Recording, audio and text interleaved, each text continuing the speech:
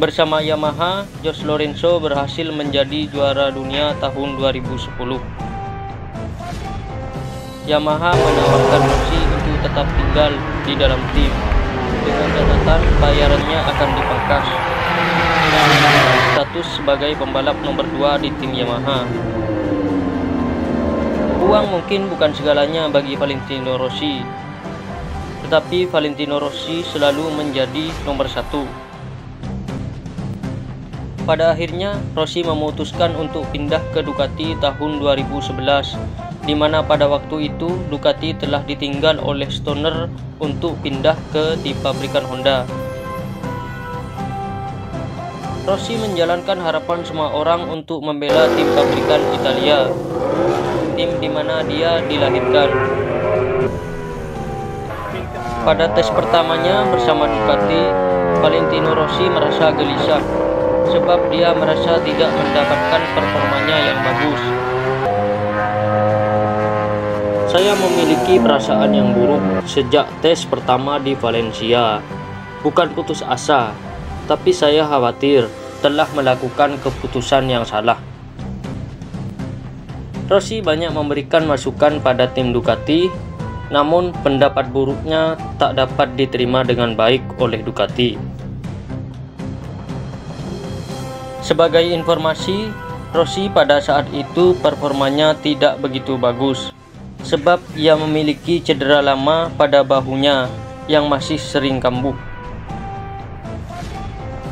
Rossi menyelesaikan tes di Valencia di posisi ke-15, sementara Stoner menjadi yang tercepat dengan Honda. Usai menjalani tes di Valencia, Valentino Rossi terbang ke Italia untuk melakukan operasi perbaikan pada bahunya. Balapan kedua musim 2011. Pada balapan sebelumnya, Casey Stoner menjadi pemenang di balapan MotoGP Qatar, sementara Valentino Rossi berada di posisi ke-7. Kondisi lintasan yang basah pada balapan kedua membuat Valentino Rossi bersemangat untuk menjalani balapan, sebab baginya Ducati memiliki kans untuk menang. Benar saja, Valentino Rossi mencatatkan waktu terbaiknya dan terus melaju ke barisan depan. Namun sial, pada saat mencoba menyalip Stoner, ban depan Rossi tergelincir hingga membawanya crash dan ikut menyeret Casey Stoner ke bagian pinggir lintasan. Rossi bisa melanjutkan, namun tidak dengan Stoner yang mengalami masalah. Usai balapan, Rossi mendatangi garasi Stoner dan mencoba meminta maaf atas insiden tersebut. Namun ternyata sambutan Casey Stoner jauh dari apa yang diharapkan semua orang. Awalnya Casey menanyakan kondisi bahu Rossi. Stoner melanjutkan, "Kamu punya masalah dengan bahumu. Maafkan saya, sungguh ambisimu melebihi kemampuanmu." "Apa?" kata Rossi melanjutkan. "Maafkan saya, tidak masalah," saud Stoner sembari berpaling dari Rossi. Rossi pun kembali ke pedoknya. "Aku tidak mengerti apa yang ada di pikiran Casey Stoner yang berkata demikian kepada sang juara dengan gelar 9 kali. Menurut Rossi, Rossi tidak begitu mendengar waktu itu karena memakai helm.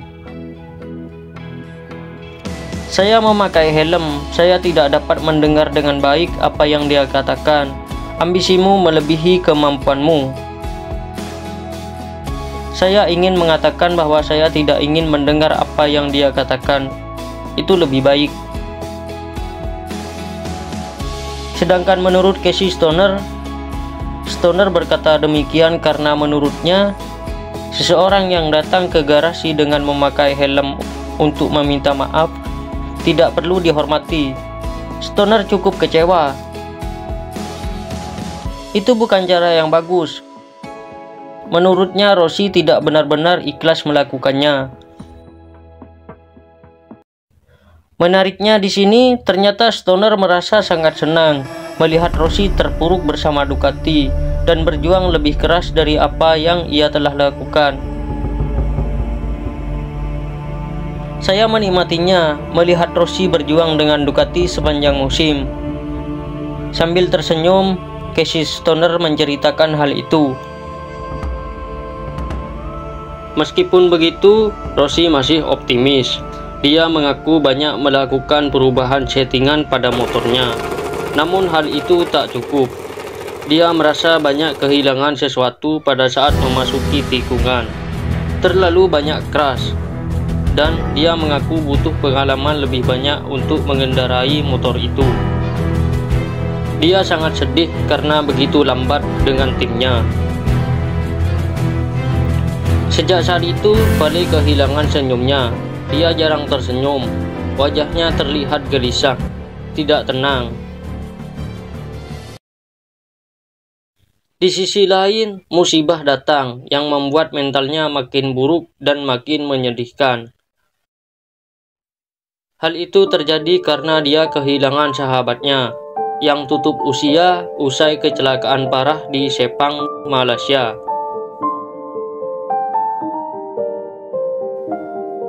Ketika saya melihat Marco terjatuh, saya kira dia akan pergi ke bagian luar. Normalnya begitu, dan tak pernah pergi ke bagian dalam. Memasuki seri Valencia bulan November, semua pembalap MotoGP memberikan penghormatan terakhirnya pada mendiang Marco Simoncelli. Namun balapan tak pernah berakhir. Musim baru 2012 dimulai. Di sisi gelapnya gurun Qatar, sebuah pertanyaan datang. Ketika ditanya, apakah Anda pernah berpikir untuk berhenti balapan? Tidak pernah. Ini bukan masalah MotoGP. Ini sesuatu yang buruk karena saya kehilangan seorang sahabat. Namun saya tak pernah membuat hubungan bahwa hal ini dapat menghentikan karirku. Saya akan berhenti ketika saya tak lagi suka balapan dengan motor. Tapi bukan untuk alasan ini. Di sisi lain, di tahun keduanya bersama Ducati, Valentino Rossi makin memudar dan masih tanpa kemenangan. Susah melihat hal itu terjadi pada Valentino Rossi. Matanya tak lagi bersinar, dia tak lagi bahagia, dan hal itu terlihat begitu mengerikan.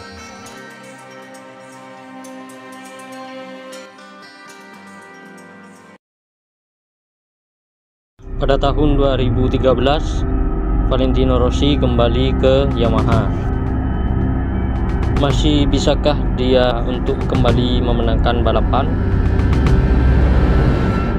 Pada saat itu usianya 34 tahun dan 2 tahun tanpa kemenangan. Dan ini merupakan musim ke-14-nya di kelas utama. Kebanyakan pembalap berada di masa puncaknya hanya dalam beberapa tahun. Dan hanya 1-2 yang tetap mampu bersaing untuk 1 dekade atau lebih. Tapi selama 14 tahun di kelas utama dan masih bisa menang, tak ada seorang pun, tak pernah ada, kecuali Valentino Rossi. Ketika kau di atas motor, kau punya ide bagaimana menjadi lebih cepat, dan kau mengerti bagaimana menyetel motormu untuk mewujudkan ide tersebut. Dan salah satu hal yang cukup menarik perhatian di sini adalah pengakuan dari ayahnya Valentino Rossi. Ayah dari Valentino Rossi sendiri mengaku tidak yakin anaknya bisa kembali meraih kesuksesan, mengingat sudah 2 tahun dia terpuruk bersama Ducati. Dia sudah banyak kehilangan sesuatu di dalam memorinya. Namun meskipun begitu, ayahnya Vale menyarankan agar Vale kembali belajar dari awal karena itu akan bagus. Sebuah kafe di Italia dipenuhi para penggemar MotoGP. Tentunya mereka adalah fans Valentino Rossi. Mereka tidak sabar melihat Valentino Rossi kembali ke podium. Kebahagiaan itu pun datang berkat penampilannya yang sangat bagus, bahkan begitu kompetitif. Sorak-sorai penggemar Valentino Rossi bergemuruh melihat sang idola kembali ke barisan depan. Valentino Rossi berhasil naik podium di balapan pertamanya bersama Yamaha. Dan ini sangat luar biasa mengingat dia baru pindah dari Ducati. Artinya mentalitas Vale tak pernah berubah. Memasuki race ke-7 musim 2013, Valentino Rossi tampil sangat luar biasa. Dan kemenangan itu pun datang setelah hampir 2,5 tahun sejak 2010, tepatnya di MotoGP Assen. Valentino Rossi meraih kemenangan ke-106 dan dia meraihnya setelah melewati 46 seri. Sungguh itu nomor yang fenomenal. Lalu kesimpulan apa yang bisa diambil dari kisah ini? Kenapa Valentino Rossi bisa menang setelah pindah dari Ducati ke Yamaha?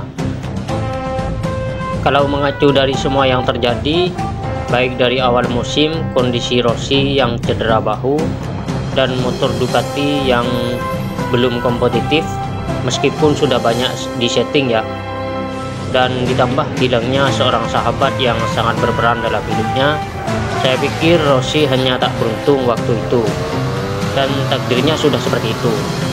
Namun apa yang dia lakukan bersama Yamaha, siapa yang dapat menyangkalnya? Dia merupakan yang terbaik di MotoGP. Sang legenda hidup MotoGP Valentino Rossi. Kami bangga memilikinya. Oh ya sobat, siapapun di sini yang merupakan penggemar Valentino Rossi, coba kasih komentarnya. Oke sobat, sampai di sini dulu pertemuan kali ini. Dan terima kasih banyak atas waktunya. Jangan lupa share video ini sebanyak mungkin. Kita jumpa lagi di video berikutnya. Sampai jumpa lagi.